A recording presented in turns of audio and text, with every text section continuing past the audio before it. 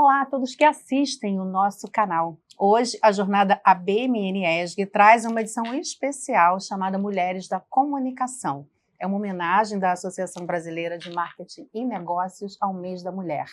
Os episódios terão participação de profissionais inspiradoras da comunicação e abordaremos questões como a representatividade feminina, os desafios enfrentados pelas mulheres no ambiente de trabalho e fora dele, os estereótipos que foram criados para nós, entre outros temas. Eu sou a Renata Mondelo, CEO da Diversa Comunicação Consciente e responsável pelo Comitê Técnico de Diversidade e Inclusão da ABMN. E eu vou conduzir uma conversa deliciosa com essas mulheres incríveis que passarão por aqui. No episódio de hoje, eu tenho o prazer de conversar com a Ingrid Buchmann, tá certinho? Buchmann. Ingrid Buchmann, do IBP, que é o Instituto Brasileiro de Petróleo, e com a Thaís Herzog, da SPM, Escola Superior de Propaganda e Marketing. Bem-vinda, meninas. Muito obrigada por terem aceitado aqui o nosso convite para essa jornada especial da ABMN. Thaís, conta mais sobre essa sua experiência de empoderamento, de rede, com essas mulheres. De onde saiu isso? Fico muito confortável, né? Dentro das minhas relações, é muito simples identificar os pontos mais fortes das pessoas. Isso é uma coisa que vem de mim. Então, eu meio que consigo visualizar o que a pessoa mesma ainda não conseguiu perceber, né? E foi assim comigo também, essa jornada. Eu tive mentores, né, durante essa trajetória que me inspiraram e me empoderaram a ter essas conquistas.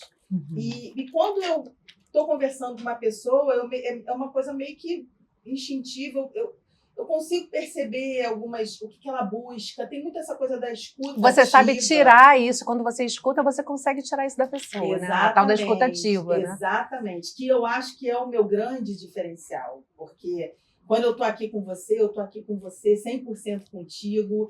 O meu interesse é genuíno na história. Eu vibro junto. Então, fica fácil. Porque a verdade é que todo mundo sabe o que precisa ser feito. O que precisa, de fato, é só aquele apoio moral. Vai que eu estou aqui contigo. Confia, estamos né? juntas, você pode. Porque nós, enquanto mulheres, e aí na sociedade, de um modo geral, e não é levantar bandeira, mas a gente é muito exigida. E a gente se exige muito. Acho que o nosso sarrafo, com a gente mesmo, é muito mais alto até. Tem falas, às vezes, que a gente fala para a gente mesmo que a gente não teria coragem de falar para uma melhor amiga, né? E então a gente se exige nesse nível e nunca tá bom, sempre buscando essa perfeição, vamos dizer assim, essa excelência, porque de fato a gente precisa mesmo fazer muito mais para chegar em alguns lugares, né? E quando você tem esse apoio moral do tô aqui contigo, estamos juntos, já deu certo, fica mais fácil. Bacana. Muito essa legal. Perspectiva.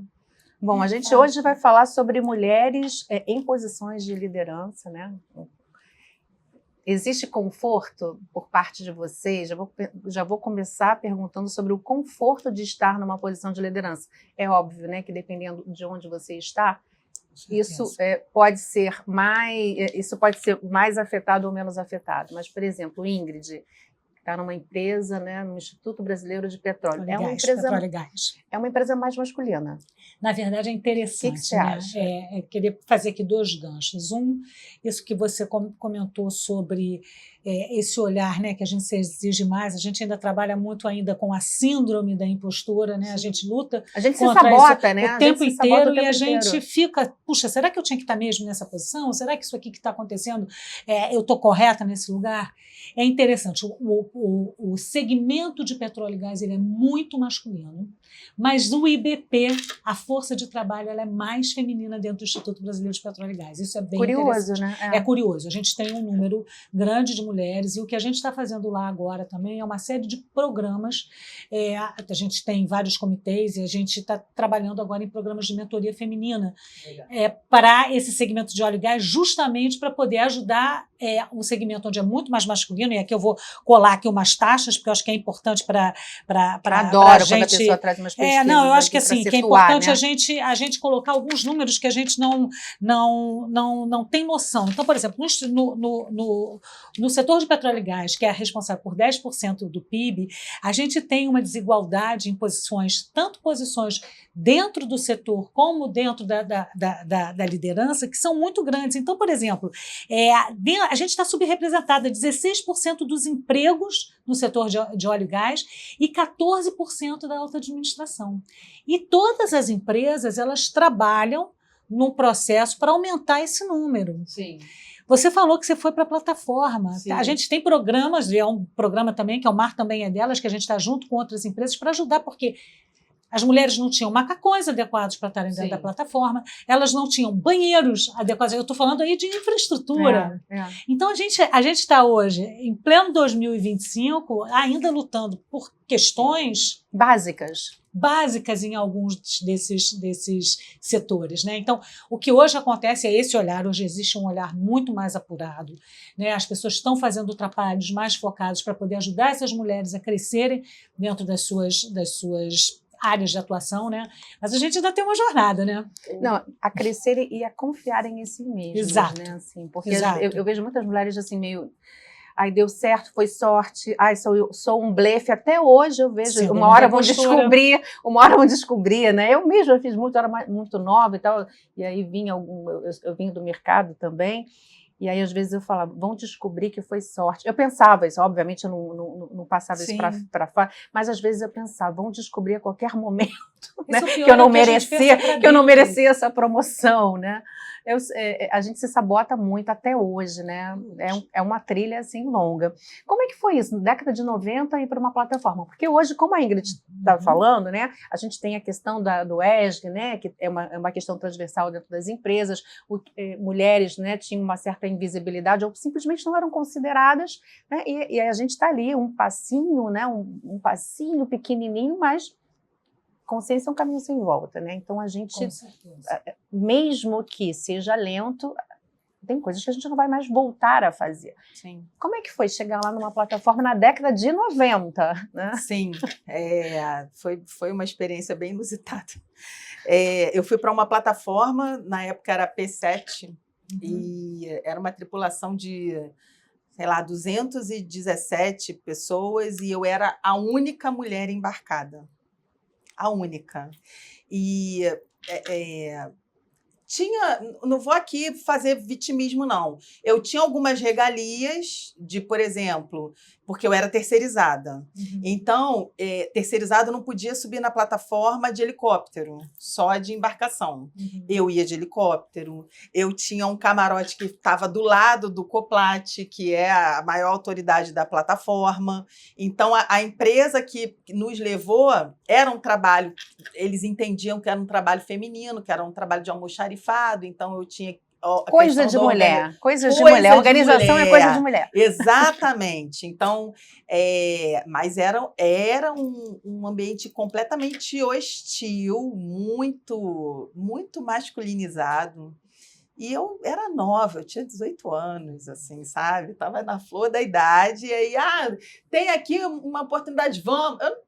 A gente não tinha muita crítica, não tinha consciência, né? Eu me lembro que eu fazia umas coisas, depois eu falava, gente, eu era uma ignorante funcional, sei lá, vai lá e faz. Eu não sabia nem onde eu estava me metendo, mas a gente estava fazendo, produzindo, entregando, né? Que também faz parte da nossa natureza, sim, né? Como profissional e como mulher, de entregar muito, né? Sim, sim. Mas você, assim, já via, você identificava o machismo estrutural ali, de que maneiras, assim? Tem exemplos para dar? Depois eu vou querer saber da sua trajetória também, porque nós vivemos muito essa fase, né? E a gente não sabia nem responder, literalmente. Quando acontecia uma situação, eu me lembro que às vezes eu fingia que eu não entendi. Sim. E eu tinha algumas vezes eu tinha até um certo medo de, falei, meu Deus, será que vou ser demitida? Sim. Né, um assédio, alguma coisa assim, falei, ai meu Deus, e agora? Sim. Será que ele vai me marcar? Eu tinha um pouco disso por falta de consciência, falta de maturidade, né? Mas é o que você falou, né? A gente está caminhando aí e estamos aprendendo também nesse processo, né? Mas assim, o machismo estrutural desde sei lá, uma conversa boba na mesa no almoço, porque nas bacias tem uma praxe, não sei como é que está hoje, mas domingo era dia de churrasco, feijoada, alguma coisa assim, era um prato diferente. E, sujou aqui. Aí viravam para mim, como é que é o negócio que limpa mesmo? Tipo, Coisa né? de mulher. Pega lá o Veja, assim, sabe? Mas pega lá o negócio, como é que é o nome mesmo do produto? Uai, gente, mas como assim, né? Então, assim, é só a gente que é responsável por isso? Teve ocasiões também, um outro momento da minha carreira, eu era gerente numa multinacional que era uma oficina de luxo. Então, era uma empresa que prestava serviço para as seguradoras e fazia troca de para-brisa, troca de farol e retrovisor e tudo mais. E, nossa, na ocasião, eu tinha um chefe que ele falava, vai lá fechar para-brisa, mas como é que eu vou vender para a frota da... Não, chega lá com decote, faz assim. Oi, gente, sabe? Então, tipo assim, você que me contratou, você que me escolheu e eu não tenho capacidade de vender pelo meu mérito, né? Eu tenho que ir lá e seduzir o cara. Então, mas ainda não, a gente ainda não tinha essa consciência, assim, sabe? Então, são umas coisas assim que de você estar falando e ser interrompida, de você estar falando e o cara fingir que não ouviu o que você falou e falar a mesma coisa que você falou. Então, isso todo dia, né? Se a gente não... E assim, ainda bem que a gente está aprendendo a se posicionar, ainda bem que a gente está encontrando esse lugar, né? Hoje, deixa eu terminar aqui minha fala, por favor, para você continuar, porque ainda falta. A gente tem muitos passinhos para dar. E você, Ingrid, tem algumas situações assim que te marcaram? Sempre tem, né? Assim, eu comecei a trabalhar nos anos 80, né? Lá para 85, 86, comecei a estagiar, 87, em agência, né? Que sempre foi um ambiente muito mais descontraído, né? Descontraído, aberto, e a gente tinha mais interação. Mas, gente, era engraçado, porque um dia eu me lembro de entrar na sala do diretor financeiro e pleitear uma dificuldade para fazer isso, mas teve uma hora que eu tomei a coragem. Por que eu ganho diferente de fulano? Eu só consigo enxergar uma questão, porque eu sou mulher e ele é homem. Mas você já enxergava isso, interessante. Eu falei isso, falei, só tem essa diferença. Não pode ser por isso. Aí criou aquele... E eu acho que a gente não percebia muitas coisas. Sim. A gente não percebia o assédio moral, a gente não percebia o assédio sexual. Né? Achava que era uma paquera, Mas, assim, eu nunca aconteceu alguma coisa mais assim, grave comigo. Explícita, né? Explícita, mas a gente passou por várias situações. Vai lá, você tá bonitinha, vai lá, esse cara... Isso era uma coisa que acontecia. As pessoas falavam isso. As pessoas diziam isso. Sim. E eu tive duas situações que eu gosto muito de lembrar, e aí eu migrei para a área de marketing de multinacional de empresa. Na primeira multinacional que eu trabalhei, eu me lembro bem, né? Eu estava grávida da minha primeira filha, em 95, ela nasceu em 95, e eu não fui apontada para um cargo de promoção porque eu estava grávida, claramente. Tá? Porque eu estava grávida, e eu tive uma gravidez ótima, não faltava nunca, porque eu passei uma gravidez muito boa, mas poderia precisar ficar em casa, sim. Né? Que é uma coisa normal. Mas eu passei uma gravidez muito boa, mas eu fui hostilizada durante a minha gravidez, por estar grávida, por precisar sair para ir para o médico. Corto o tempo, aí eu vou até citar a empresa, eu fiquei grávida da minha segunda filha em 99, eu estava trabalhando na Coca-Cola. Quando eu engravidei, eu falei, não vou contar para ninguém, vou ficar quieta, porque eu não quero que ninguém saiba até eu já estar praticamente com a barriga aparecendo. Mas assim, fiquei muito enjoada. E o meu colega de trabalho, um dia eu falei assim, olha só, eu chego aqui todo dia, eu passo mal, eu não estou com nenhuma doença grávida, eu estou grávida, mas eu não quero que você conte para ninguém. Corta, oportunidade de promoção, e eu fui promovida para um cargo super bacana, com 8 meses e meio de gravidez na Coca-Cola. Que Isso em bacana. 99. Então, a gente tem dois momentos, Sim. né, que foram muito icônicos na minha vida, em duas situações onde eu tive ambos os chefes homens. Só que o segundo era um cara muito bacana, que foi o Fernando Mazzarola, vou citar ele aqui, que foi uma pessoa incrível. Eu tive muita sorte na minha vida de ter chefes muito bacanas, né? Que me deram muito apoio, né? Então, o Fernando foi um, o Bruno Mota na Shell foi outro maravilhoso, que foi também um passo numa carreira. Eu trabalhei com o Bruno na Petrobras. Assim, eu fui apontada para um cargo de expatriada. Quem foi comigo? Meu marido me acompanhou. Legal. Que é uma coisa que não é habitual. E aí eu me lembro que a gente estava em situações que era assim, perguntavam, sempre era assim, então, você veio fazer o que aqui? Né? Eu fui para a Suíça, você está fazendo aqui, o que aqui na Suíça? Aí ele falava assim, ele falou assim, não sou eu que vim, foi ela que veio, eu vim acompanhá-la.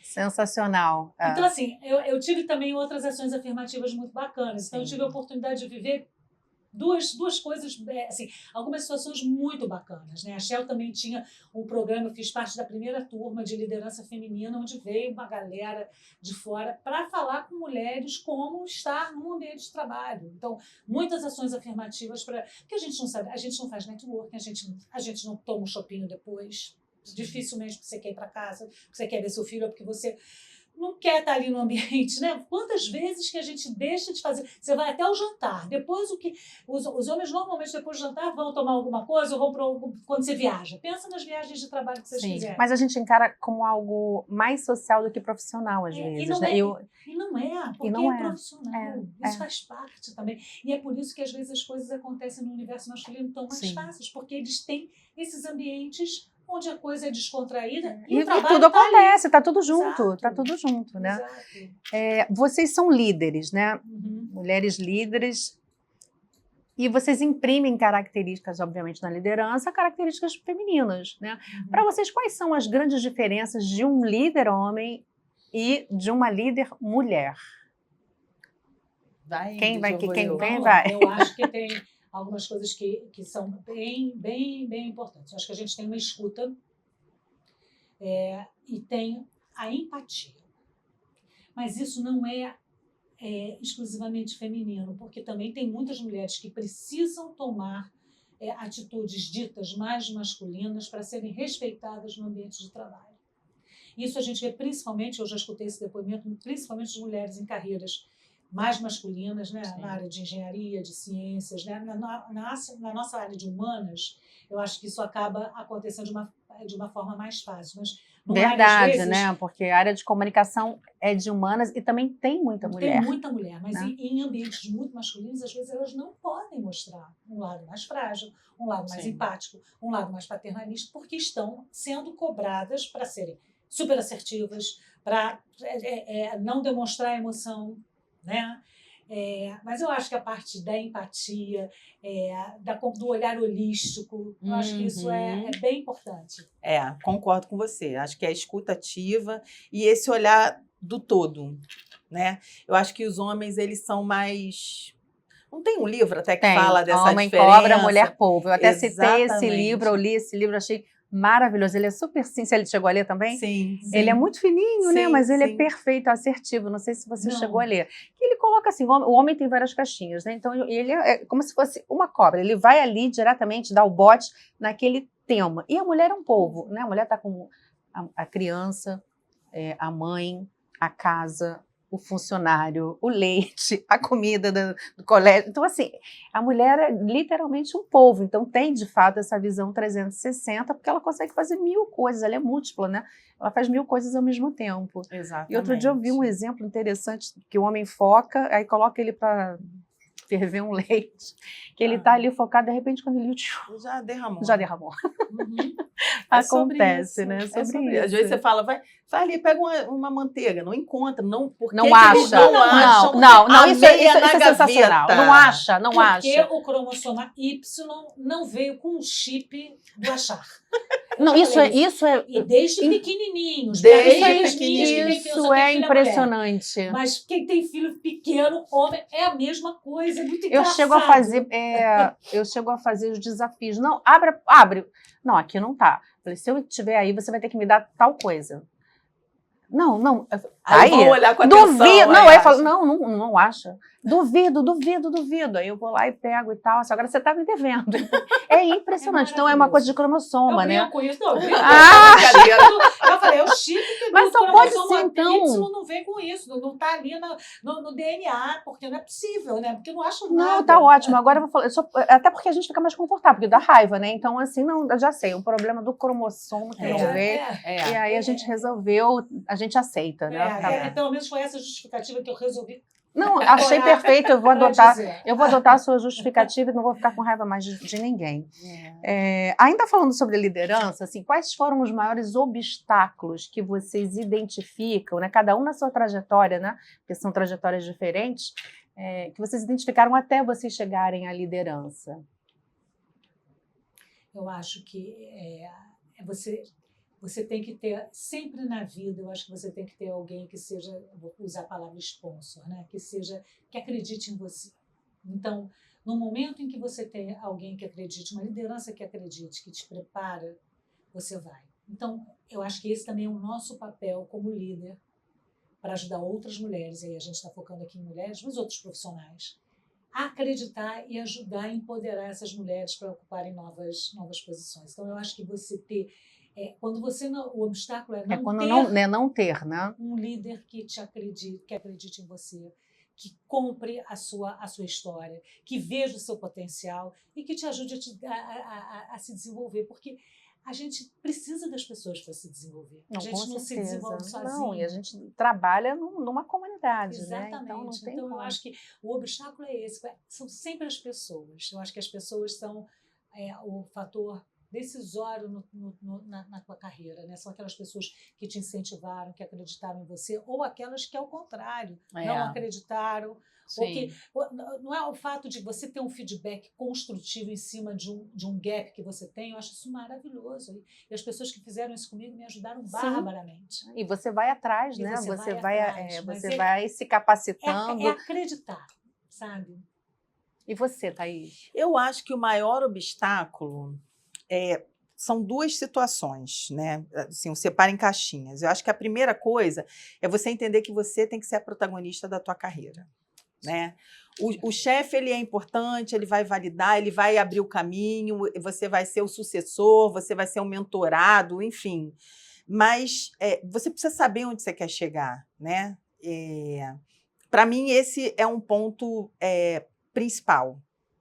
Mas tem um outro também, que eu acho que é o do autoconhecimento. Uhum. Eu já fui uma líder que eu não tinha autoconhecimento, e aí eu queria imprimir mini Thaíses por aí. Eu não conseguia respeitar a individualidade das pessoas. Interessante esse ponto, né? Porque eu acho que todas nós vivemos isso, né? Consciente ou inconscientemente. Exatamente, era uma coisa inconsciente, eu não tinha essa percepção, mas eu fazia de um jeito que dava certo e eu queria que elas fizessem na melhor das intenções. Mas não respeitava. E o seu jeito era o melhor. Claro. Né? Foi a receita do bolo que deu certo, né? Aí, óbvio, vem a maturidade, vem o processo de autoconhecimento, porque o líder, e aí eu posso falar com propriedade, é meu lugar de fala, eu refleti algumas faltas minhas na equipe. Então, exemplo, eu tinha sempre que entregar os resultados que me eram exigidos. Custe o que custasse, sabe? Olha, não importa, vamos ter que fazer. Só que assim, ok, era entregue, mas a custo do quê? A que custo? Né? Quanto que isso custou para aquelas pessoas que estavam ali? Quantas vezes eu fui dura, exigente, rígida, para suprir uma necessidade que era minha? Né? Então, rígida não só com a sua equipe, com você também, mas mais até, muitas vezes muito mais, você, porque né? assim, é a percepção que eu tenho. A equipe, ela é espelho de quem é o líder, né? A tua equipe é o que você é, né? Então, não tinha lugar para isso. À medida que eu fui vivendo os meus processos pessoais e me percebendo e me conhecendo, eu fui vendo as atrocidades que eu cometi, né, naquele tempo. Eu falei, cara, que é isso? Na época da Mary Kay, por exemplo, eu tinha 500 meninas dentro da minha equipe E eu queria que elas fizessem exatamente. 500, você vai 500, falar 500 robozinhos. 500 você vai falar assim, a pessoa, não, mas você vai falar, você vai treinar isso na frente do espelho. Gente, que loucura! Que maluquice é essa? Né? Mas por quê? Porque eu não me percebia. Então, se você não é líder de si, você não vai conseguir ser líder de ninguém, você vai ser chefe. É diferente. É totalmente diferente. Isso é bacana que você falou a diferença entre líder e chefe, né? E você tocou num ponto que também sempre foi um mantra meu. A nossa carreira está na nossa mão. Sim. Não está no RH, não está no seu líder direto, está em você. Você tem que focar em autoconhecimento, em se preparar, em buscar a tua evolução. A carreira é sua. A carreira é sua. Não é de mais está ninguém, nas né? suas mãos. Isso. Isso é muito importante, sabe? Eu falo isso muito também. Eu agora estou mentorando, né, uma jovem no programa de mentoria. A gente tem pessoas que vão ocupar posições de liderança. Eu falo muito isso. Aí a gente vê como ainda acontecem coisas que aconteciam com a gente lá atrás, lá nos anos 80 ainda, né? Como ainda tem que se lutar para ter uma voz ativa dentro de uma reunião ou para se colocar. É interessante, sabe? Ao mesmo tempo também é muito bacana como já evoluiu. E essa sua reflexão, quando a gente se conhece, vê onde ou tem alguém que nos aponta, a gente evolui. Não, autoconhecimento é a chave para qualquer tipo de desenvolvimento, né? Pessoal, seja no trabalho, profissional. Você precisa trabalhar isso. Agora, você precisa querer também, né? Claro. Tem gente que não estou afim de fazer isso nesse momento, não quero fazer isso agora, né? Vamos lá, líderes, estamos conversando aqui sobre liderança, lideranças inspiracionais.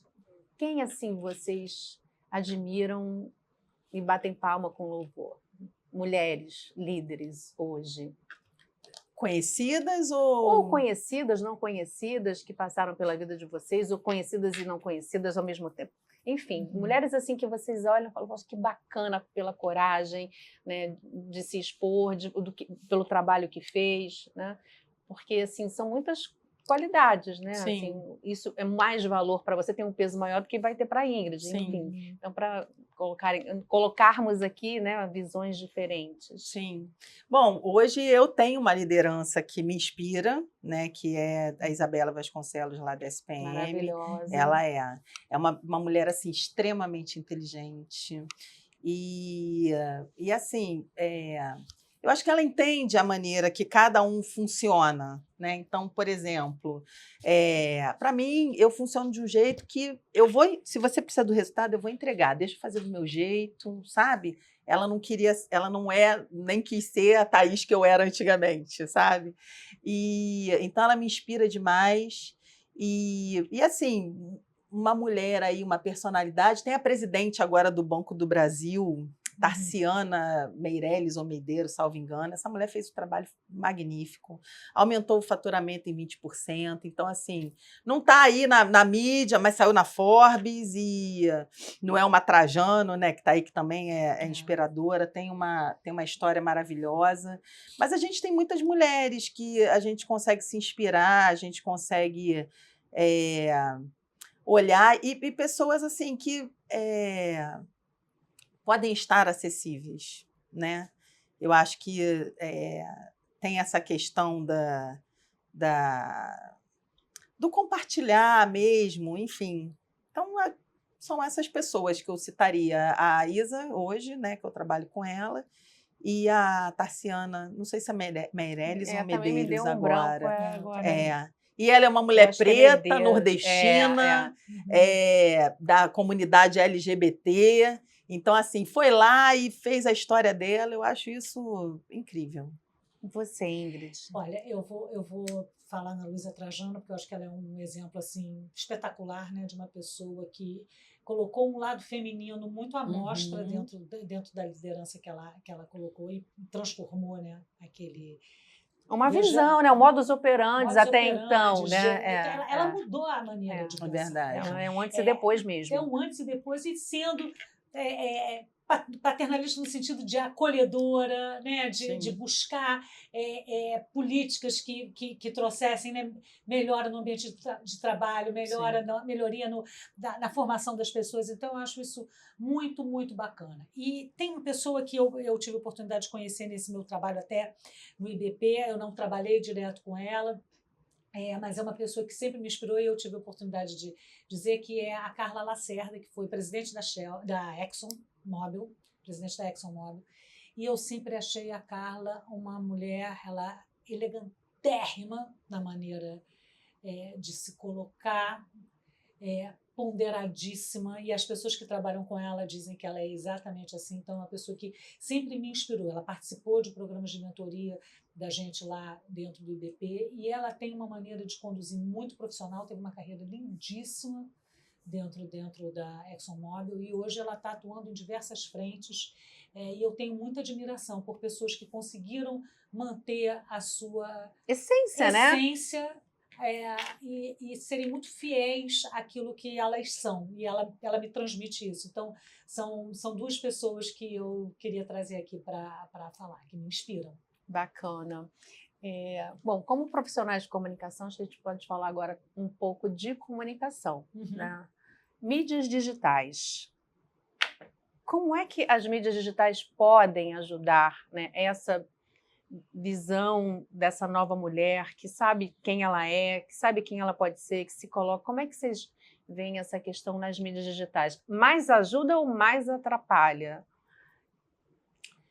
Então, eu acho que a gente tem os dois lados da moeda. Sim. Ao mesmo tempo que a gente tem todas as ferramentas para a nossa formação, para buscar conhecimento, né, estar atualizada, ver o que está acontecendo por aí, ela também acaba que tem sido muito mais carrasca com as mulheres, né? Porque a minha visão é uma visão muito dúbia, porque poderia ser, e a gente vê coisas muito bacanas, Exato. mas ao mesmo tempo a gente não temos mais editoria, né? Exato. Então não tem crivo. Não que a editoria fosse também isenta, né, de qualquer coisa. Não era isenta. Então também a gente recebia uma informação que era muito direcionada, mas né? menos polarizada, talvez, né? Sim. E hoje eu fico muito confusa, né, em relação à falta de editoria também, e a esse conteúdo que vem, né, de diferentes formas dessa mulher que pode tudo, mas pode tudo entre aspas, né?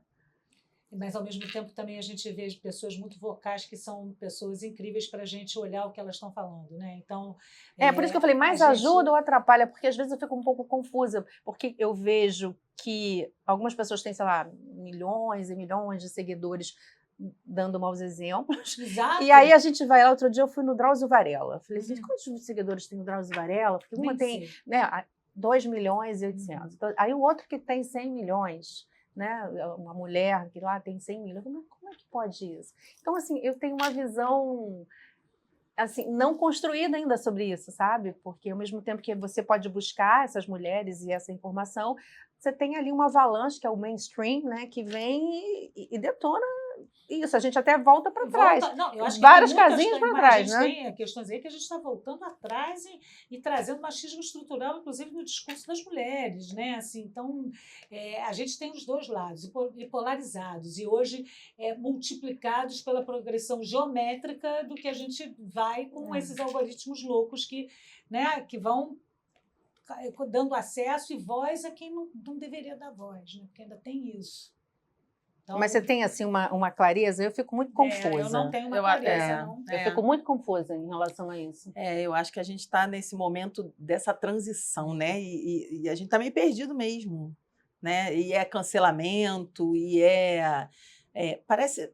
Eu não sei se vocês têm essa sensação, mas parece que escolhem uma bola da vez, vamos crucificar esse aqui. Exato. E a velocidade absurda, né? Porque em 15 segundos, milhões de pessoas recebem a mesma informação e se colocam, né? Elas têm opinião, né?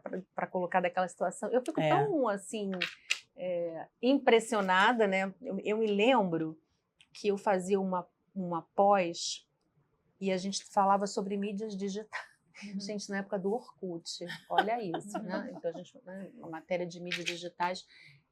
E veio o Bauman falando do amor líquido, né? De toda essa questão dessa velocidade que a gente iria vivenciar, né? E dessa nova nomenclatura que tudo seria líquido, né? E rápido, você não seria mais nada, você estaria, né? E eu achava isso uma doideira. Eu falava, nossa, como assim, né? Porque é uma viagem, porque é claro que ser é muito mais importante do que estar, né? E aí, realmente está aí, né? A coisa se colocou dessa forma. E eu acho que a gente ainda esbarra na questão, que aí também é nosso estrutural, da sororidade, né? Uhum.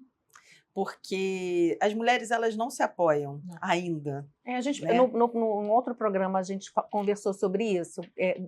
Pelo lado pessoal, existe, acho que, um movimento de sororidade maior. Você ficou doente, né? Você, sei lá, se separou, você, enfim, aconteceu. Eu acho que existe. Mas no mercado, não. Não? Estou certa? Assim, eu tenho essa visão que a sororidade, ok, é um discurso que tá em voga, né? Mas ele não funciona 100%. Você tem, assim, exemplos e percepções? Já tenho. Já fui desligada de uma empresa porque a minha chefe, no caso, não era líder, certamente tinha medo de que eu ocupasse o lugar dela. Coisa que eu deixei claro desde o início, não quero fazer carreira e tudo mais, fica tranquila, mas não dá. Já vivi. Sim, ou um trabalho que você fez que outra pessoa pega para apresentar. Se apropria, né? Isso não, essa é clássica. Isso é clássico. Esse é clássico. Mulheres fazendo isso, eu sofri isso de mulheres. Você comentou agora, eu lembrei, eu tive uma chefe, eu era bem novinha, e ela falava assim para mim, eu detesto trabalhar com mulher. Porque, como se ela fosse homem. Olha que loucura. Porque vocês têm filhos, vocês têm cólica, se o filho fica doente, é você que tem que levar para o médico, e aí eu perco a minha produtividade aqui. Falei, mas quando tu me contratou, tu não sabia que eu já tinha e que eu era uma mulher, que eu já tinha... Não estou entendendo, sabe? Então, é muito doido isso que a gente vive. Se você for parar mesmo para analisar, você fala, olha, isso aqui é insano, não é não? Com certeza, né? Engraçado, e é isso mesmo. E isso, dificilmente você vê. Acontece, claro, eu vivi isso muito mais no exterior, eu vi isso acontecer muito mais quando eu trabalhei fora, que os homens, não, hoje eu vou sair para buscar meu filho. Até porque a rede de apoio lá fora é diferente da rede de apoio aqui. Então, assim, carreiras duplas, que a mulher e o homem viajavam. Não, essa semana eu viajo, na semana que vem você viaja. Tem que organizar assim dentro de casa. A gente vê isso mudar, mas ainda fica tudo esse lado, né, da casa.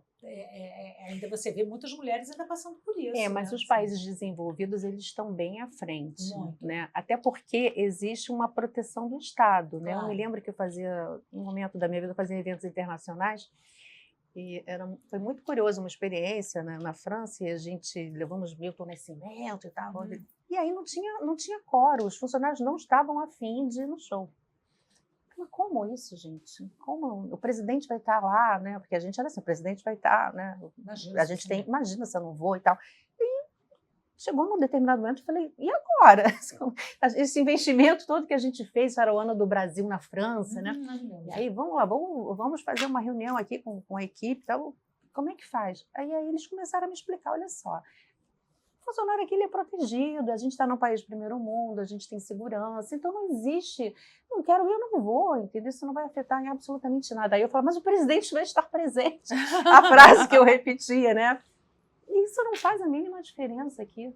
São outras relações. Essa questão cultural é interessante. Então, quando você traz esse exemplo, né, que o homem vai sair para cortar a grama ou vai sair para buscar um filho na creche, porque tem que chegar em casa e ajudar e cozinhar, e a mulher... há uma divisão de tarefas, né? E a possibilidade de você trabalhar também, que era, eu vou trabalhar 70%, 60%, 50%, porque você tem contratos de trabalho que são mais flexíveis. Sim. Ainda tem isso também. Não tem a CLT, né? Você pode fazer, e as suas férias, não precisa esperar um ano para você ter férias, você pode tirar as férias, a cada mês você ganha direito a ter 2 dias, é diferente. Então, a legislação também, por um lado, também ajuda, né? Eu acho que são muitos fatores, positivos que fazem com que isso aconteça de uma forma mais rápida, né? Como é que está a questão de ESG nas empresas de vocês?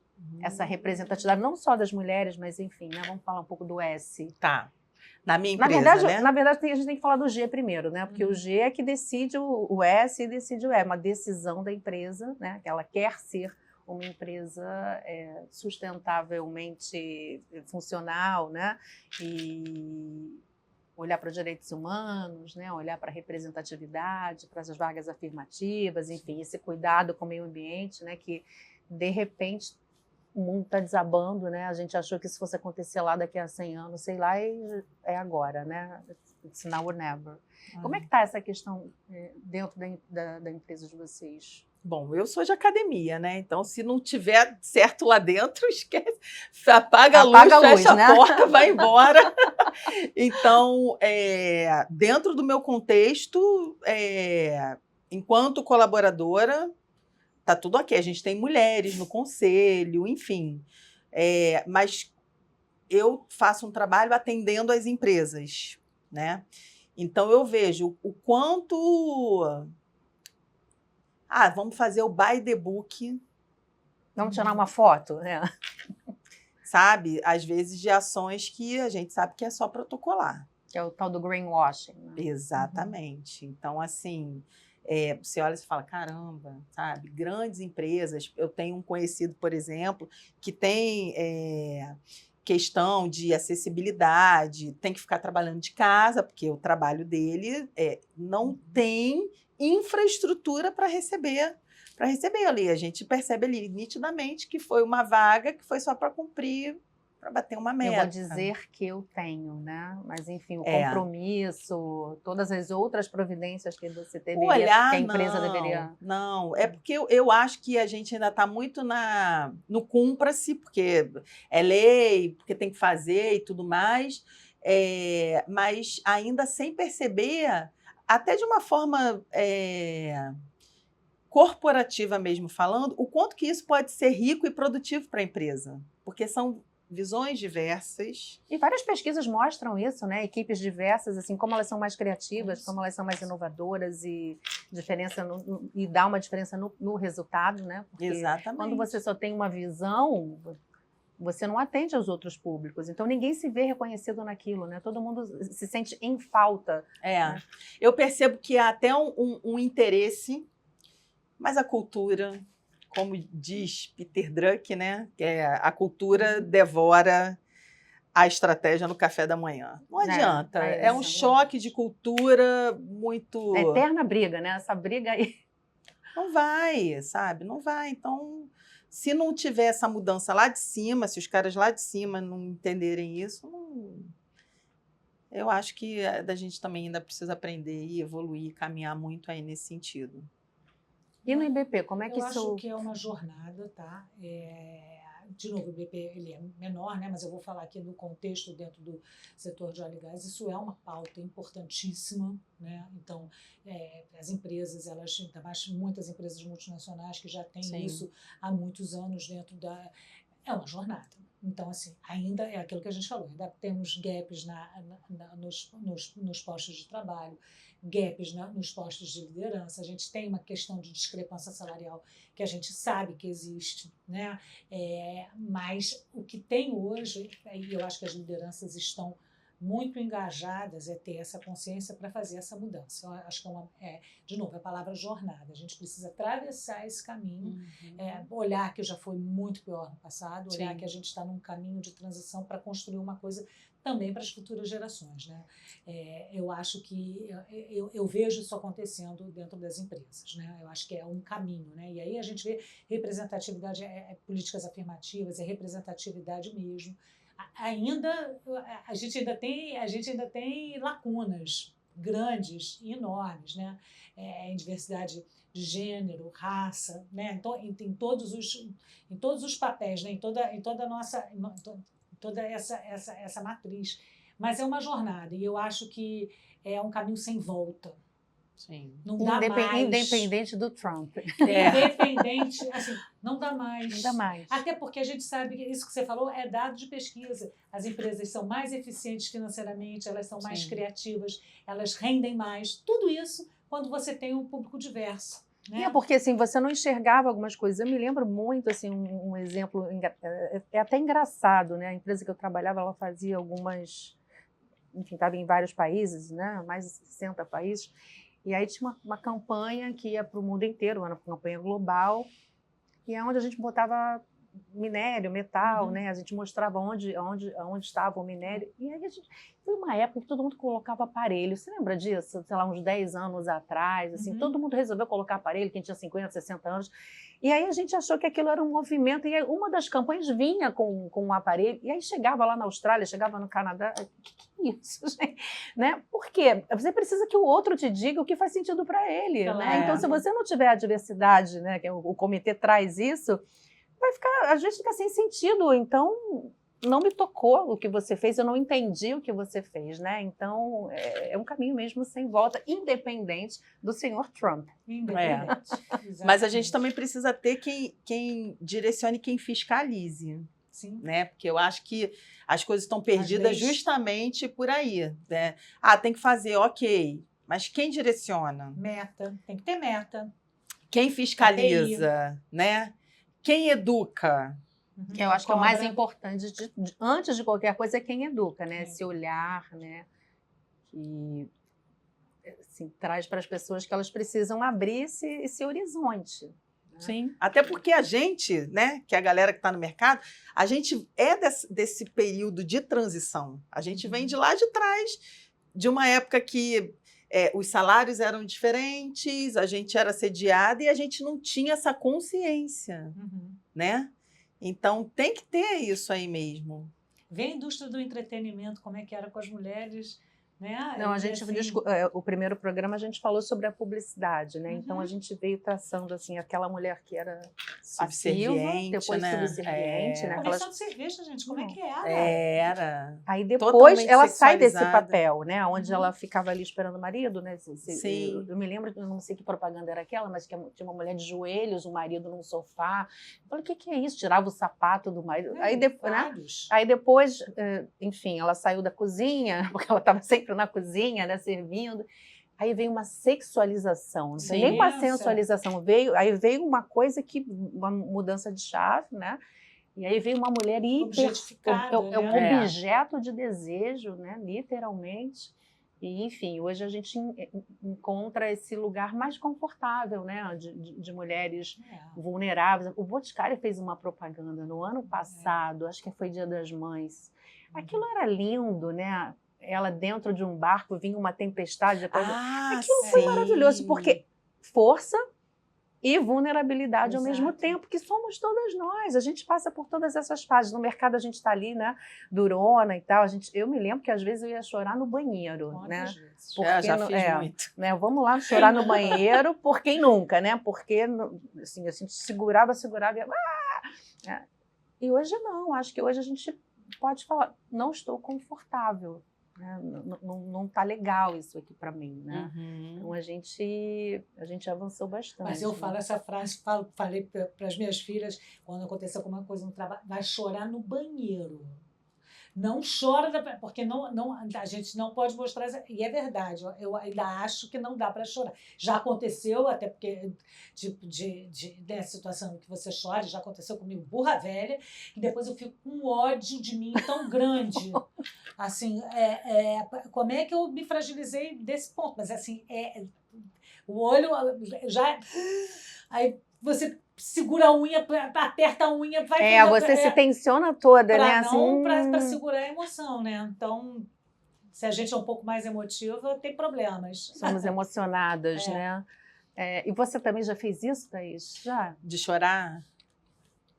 Não.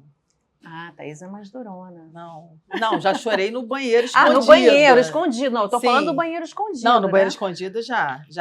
E tinha 10 ternos, porque eu tinha terno de todas as cores também, que era uma coisa, né? O terno empoderava um pouco a gente. Sim. E deixava a gente um pouco igual também ao homem, né? Então, eu tinha todas as cores. Eu tinha milhões de ternos. Também. E aí eu viajava só com aquilo, eu botava cada dia um, né? E me achava o máximo. Também. Hoje E tem isso que você está Não, falando. hoje a gente não isso que você está falando é interessante, porque eu já tive um momento da minha carreira também que as pessoas falavam assim: e aí, brother? Tipo, eu tive que me masculinizar tanto que eu quase virei amigo de jogar pelada junto, sabe? E tinha um cara que até falava, pô, se você, para ser homem, só falta cuspir no chão. E ficou uma coisa tão natural para eu ser ouvida, porque era uma pessoa que eu tinha que ir para o embate mesmo, né? Não sei se vocês já vivenciaram essa situação também, de homem covarde que fala um pouco mais alto para tentar te amedrontar, para você recuar. E aí, quando você vai de igual para igual, aí ele se situa e volta, né? Mas já vivi algumas situações assim e eu tinha um colega, um par, que ele falava para mim, a gente era uma equipe gestora, ele falava, ó, você para ser homem só tá faltando cuspir no chão.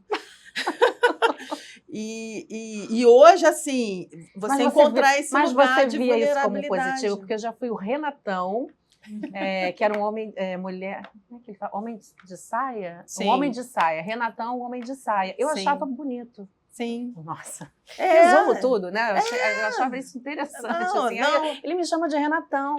Eu achava isso também. Como é que é? Me reconhece, sabe?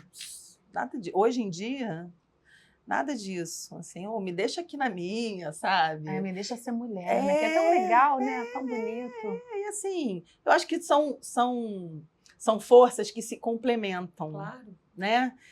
O homem ele vai fazer alguma coisa infinitamente melhor do que eu, assim como eu vou fazer outras coisas infinitamente melhor do que ele. Não tem a ver com gênero. Exato. E a gente se complementa, né? Não tem essa coisa da competição. E uma coisa também que eu aprendi nesse caminho, que a liderança é extremamente solitária, né? Mas que eu também posso ter combinados, parceiros, para mitigar, de repente, o que eu não mando tão bem. Então, assim, eu sou a pessoa do relacionamento. Então, conta comigo para isso. Mas não conta comigo para raciocínio lógico. Então, vou fazer a parceria. Eu vou fazer a parceria com a pessoa que manda bem nisso. E vamos ser uma potência juntos, né? Então, deixando de lado essa questão da competitividade, sendo homem, sendo mulher, já passei por várias situações na minha vida profissional, na minha vida pessoal. Ai, cara, não sei, não estou conseguindo fazer isso aqui bem, me ajuda? Mas isso é de agora, né? Sim. Hoje eu também consigo fazer isso muito bem. Atual. Mas era difícil assumir isso, né? A mulher, ela tinha que ser boa em tudo, né? Porque a gente não queria não ser reconhecida e não podia mostrar fragilidade. E hoje a gente... E Brené Brown chegou aí para nos libertar. Exatamente. Hoje você pode dizer... Vulnerabilidade, coisa boa. Pode dizer, não sei, e juntar os esforços, né? Assim, a melhor dupla, eu brinco, né? Quem conhece a astrologia, eu sou pisciana, minha melhor dupla era uma virginiana. Eu e ela não tinha para ninguém, porque ela era lógica, assim, super boa com números, e eu com uma visão mais holística, a gente se juntava para fazer as coisas, gente.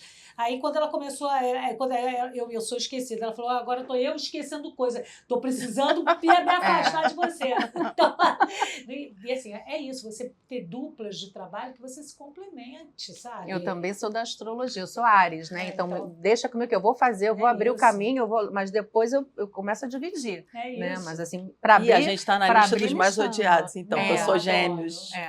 Tá na lista Capricórnio. Leão, Capricórnio é ótimo, né? Porque vai para frente. Mas, por exemplo, eu tinha uma sócia que ficava com o número. Então, vai para você. Me deixa fazer relacionamento, me deixa trazer o cliente, deixa que eu estou aqui, criar, né? Agora, aqui eu não funciono. Aqui eu não funciono. Não é maravilhoso você poder fazer isso? Sim, maravilhoso, né? Mas são esforços. Mas a gente só consegue fazer isso também quando a gente se conhece. Claro, autoconhecimento que vai te dizer, não, eu sou boa nisso, vamos lá na minha competência. É isso. E vamos explorar isso aqui, que isso aqui a gente vai bombar. Nada de... E sem medo de vulnerabilidade. Por que o pessoal odeia? Você está na lista. Na escala dos horóscopos, o meu número 1. É Áries, Capricórnio e Gêmeos. A galera corre da gente, diz que a gente é coração gelado. E o pior é que eu sou geminiana com um ascendente em Capricórnio. Minha lua, é o que traz trabalho. Eu sou com ascendente em escorpião. Você imagina que as Eita. pessoas Ah, olham pra escorpião mim, também é. também está na lista dos tá na lista, zodiados, tá na né? lista Mas dos tem uma zodiados. Vênus em peixes maravilhosa, que é o amor Ai, a né? minha Vênus é em câncer, Nossa. gente. Olha o meu drama. Isso é dramático. Não, e eu tenho o amor universal, né? Essa Vênus em peixe. Olha, é coisa de mulher, fala de Imagina, astrologia maravilhoso. no podcast é É isso, maravilhoso. a gente faz as digressões, né? Eu sempre vou na Vênus e na Lua também. Falo, peraí, deixa eu ver, porque são as emoções, né? Então, que E regem. a lua em Gêmeos também. Interessante que só mulheres poderiam trazer isso para o videocast. Claro. Né? Não é Porque nós somos polvo. Exato, isso. Ó, o pessoal já avisou aqui que a gente acabou o nosso tempo. Eu adorei, porque foi bem rápido, foi né? Ótimo, foi uma delícia. Mas foi foi muito gostoso, bom. né, amor? É gostoso a gente poder falar, né? É tão bom no ambiente verdade. assim, de novo, de compartilhar no ambiente seguro. Ficou muito meio bom. mesa de Seguro. bar, Obrigada né? pelo convite, foi muito bom. Imagina, eu Muito quero obrigada. agradecer a vocês. Vocês querem falar, sei lá, vamos só finalizar aqui, eu acho importante, daqui para frente, né? Falar o daqui para frente, como é que vocês veem essa trajetória da mulher, o que vocês esperam, né, acho que de evolução, né, para o caminho da mulher na comunicação. Vocês têm assim, vocês chegam a vislumbrar o que eu gostaria, uma equipe desse jeito, ser mais respeitada por, né, fazer tal coisa. Vocês têm isso em mente? Olha, eu tenho um projeto do meu mestrado, que é justamente para empoderar aí as mulheres, fazer um guia para que elas consigam alavancar os negócios delas através das redes sociais, de inteligência artificial. Então, meu desejo é que as mulheres realmente encontrem seus lugares, sabe? Mulher, para onde é que eu falo? Não sei qual é a você câmera. Você está falando para mim, porque ela está pegando todo aqui. Então, assim, mulher, você pode ser o que você quiser, sabe? Seja feliz. Acredite, seja né? plena e vai à luta, sabe? Se você não tem quem te apoie dentro de casa, arruma esse apoio em algum lugar, com alguma pessoa que você possa se abrir, mas vai, sabe? Vai. Não necessariamente ouvir da família dela, né? Não existe mala vazia. Eu falava isso para as minhas meninas. Mas se eu fizer e não der certo... Ok, serviu de aprendizado, já sabe por esse caminho, não serve, já eliminou uma questão. Então, não existe mala vazia. Sempre vai ter um aprendizado, sempre vai ter algo positivo que a gente pode trazer para a nossa vida. E a jornada é feita disso, de processos. É porque, às vezes, a gente olha para aquilo lá que está muito longe, não vou chegar, mas é o pouquinho de hoje que vai te levar para aquele grandão do teu futuro. É ser mais segura, né? Porque às vezes você desiste porque você não se acha capaz, né? Isso é muito comum. Muito comum. Mulheres que não querem assumir, eu já vi isso, mulher que não quer assumir a liderança porque não se acha capaz de ter uma equipe, então não precisa, me deixa aqui. Você, como é que você olha para frente, Ingrid? Eu queria assim, o que eu queria dizer de mensagem para essas mulheres assim esqueçam a síndrome da impostora, acreditem em você. Né? Acreditem em vocês mesmos, né? Construam redes de relacionamento. Eu acho que isso é muito importante. Se apoiem, busquem mentoria, porque eu acho que isso é fundamental para a sua carreira. Criar essas redes de confiança para você poder ter um ambiente seguro para discussão, né? Que cada geração possa vivenciar melhor e que isso mais lá na frente a gente não precisa estar falando desses lugares que não seja mais um assunto por mulheres em posições de liderança, que isso seja tão natural, que aconteça de uma forma, isso que eu de fato espero, né? Se preparem e acreditem, e você pode ser frágil, sim, você pode seja um polvo, porque a gente é polvo, então não precisa pode ser diferente. Pode ser forte, pode ser fraco, não tem tudo problema bem. não ser quem você é, né? Que elas possam ter essa segurança de ser quem são. É isso, de sermos quem somos, né? É isso. Vocês são mulheres inspiradoras. Muito obrigada. Bom, gente, esse foi mais um programa da Jornada ABMN ESG, edição especial para o mês das mulheres. E muito obrigada pela audiência de vocês. Espero que vocês tenham gostado, tá?